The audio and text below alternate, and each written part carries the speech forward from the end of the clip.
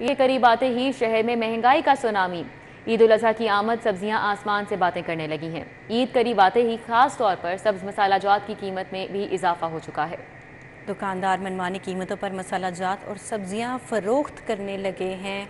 मज़ीद तफसीलात जानेंगे अदाद शुमार के हवाले से फरीहा बतूल से। जी फरीहा, बताइएगा।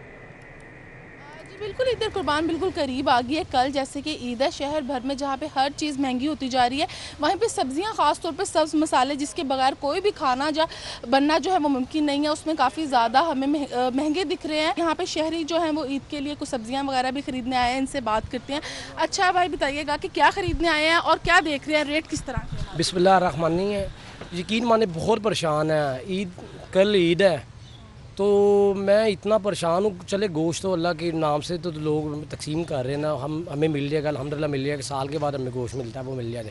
अब हाल ये है, मैम आपको क्या बताएं, इतनी महंगी सब्ज़ी हो गई है ना कि हमारी पहुँच से दूर हो गई है। आप देखें प्याज का क्या रेट हो गया है। प्याज का रेट अब हो गया जाके 100 रुपये किलो, जबकि ये 2-4 दिन पहले 50 रुपये किलो था। अब अदरक का रेट 1000 रुपये किलो हो गया, जो कि मिलता था 5-6 रुपये किलो में।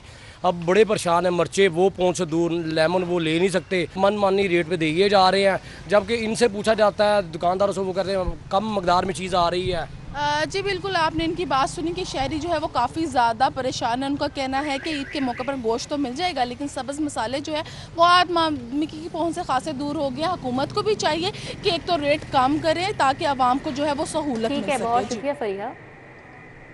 ईद उल अजहा पर शहर के मुख्तलिफ बस अड्डों पर परदेसियों का बेतहाशा रश।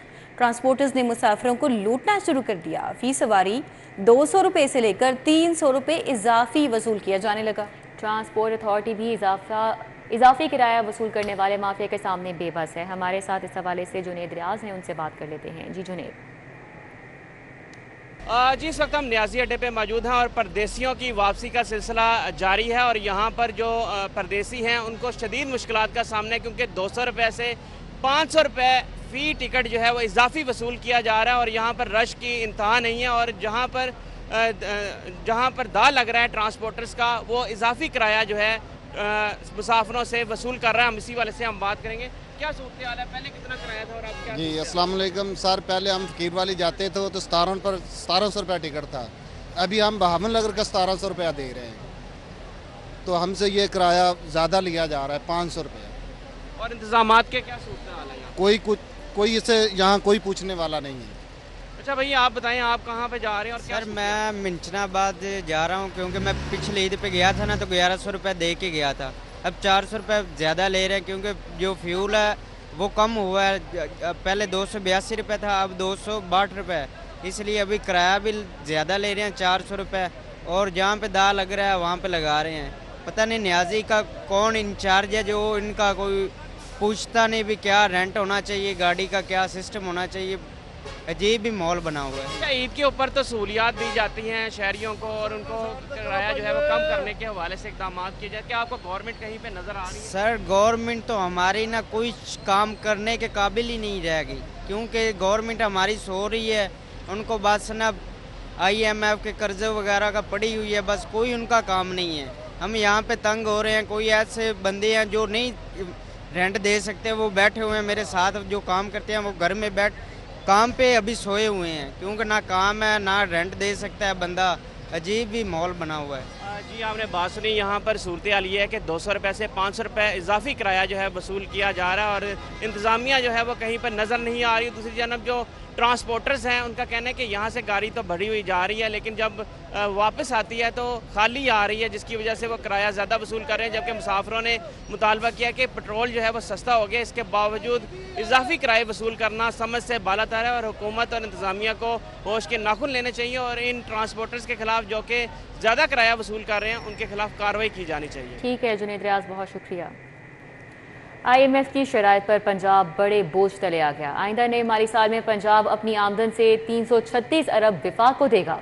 निगरान हुकूमत ने विफाक की सिफारिश पर 336 अरब विफाक को देने की मंजूरी दे दी। इससे कबल महकमा खजाना पंजाब ने 125 अरब देने की हिकमत अमली तैयार की थी। इस मामले पर मजीद तफसीलात जान लेते हैं अली रामे से। जी अली रामे।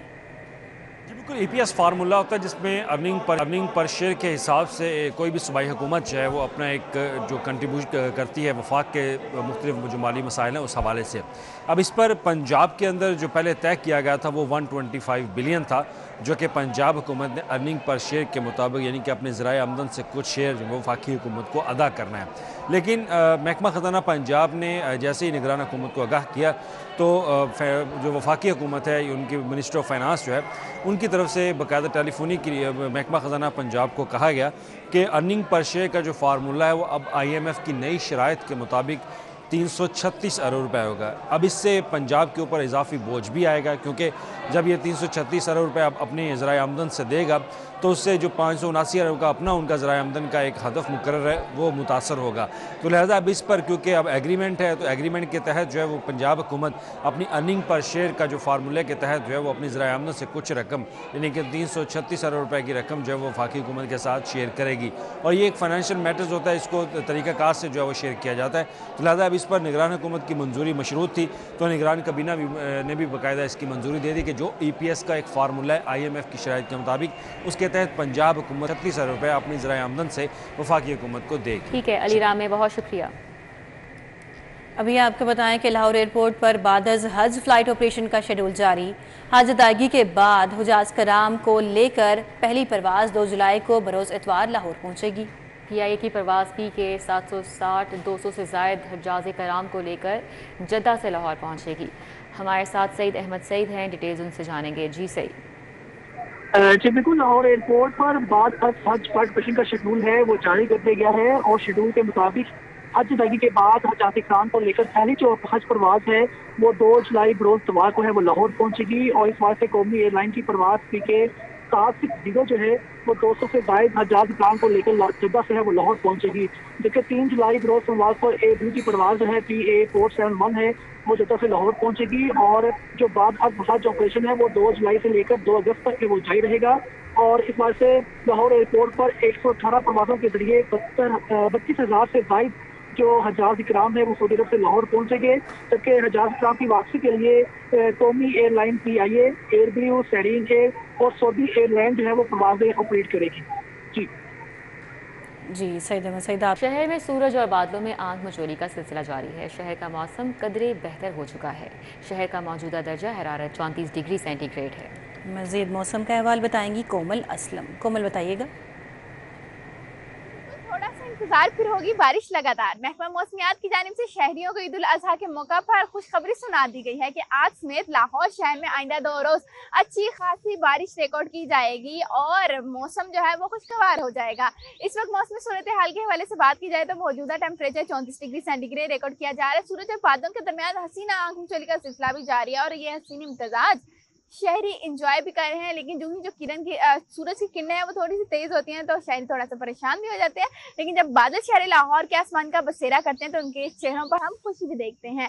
इसी तरह का मिले जुले मौसम का रुझान देखने में नजर आ रहा है और आइंदा 24 घंटों के दौरान ज्यादा से ज्यादा टेम्परेचर 35 डिग्री तक जाएगा, कम से कम 27 रहेगा और लाहौर में अच्छी खासी तब्दीलियां रुनुमा होंगी। मौसम काफी जो है वो दीदनी रहेगा। ईद उल अजहा के मौका पर ऐसी पेशगोई की जा रही है। वहीं हम बात करते हैं लाहौर में फिजाई आलूदगी के हवाले से तो AQI की मजमूई शरह इस वक्त 103 रिकॉर्ड की जा रही है। लाहौर दूसरा तरीन शहरों की फहरिस्त में दूसरे नंबर पर आ चुका है।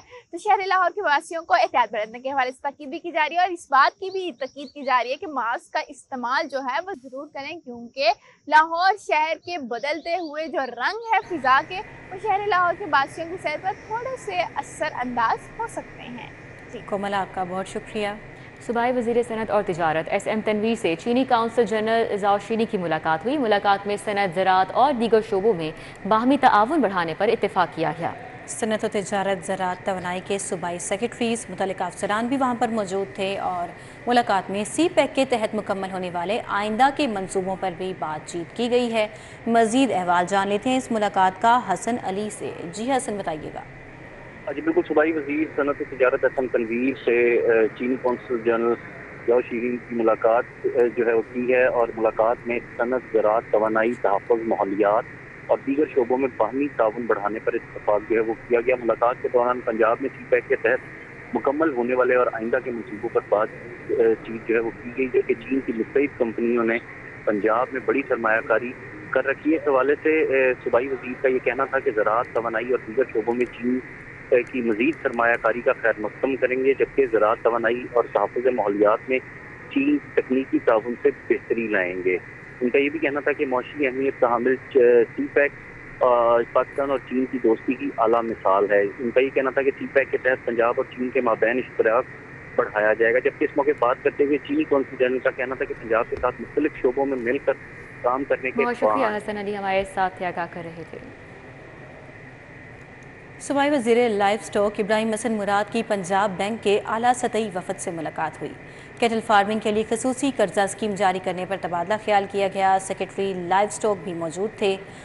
गोश्त और दूध की पैदावार बढ़ाने के लिए कैटल फार्मिंग की हौसला अफजाई होनी चाहिए, ऐसा कहना था सूबाई वजीर इब्राहिम हसन मुराद का। उनकी जानिब से मजीद कहा गया कि वज़ीर आला मोहसिन नकवी लाइफ स्टॉक और फार्मर्स की तरक्की चाहते हैं। पंजाब बैंक छोटे काश्तकारों को मवेशी खरीद कर देने का जायज़ा ले।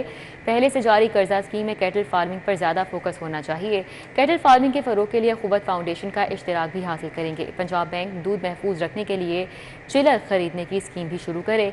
50 मवेशियों के रेवड़ और पंजाब बैंक स्पॉन्सर कर दे तो हम ओनरशिप ले सकते हैं। तो आपको बताएं कि सूबाई वज़ीर लाइफ स्टॉक इब्राहिम हसन मुराद की पंजाब बैंक के आला सतही वफ़द से ये अहम मुलाकात थी।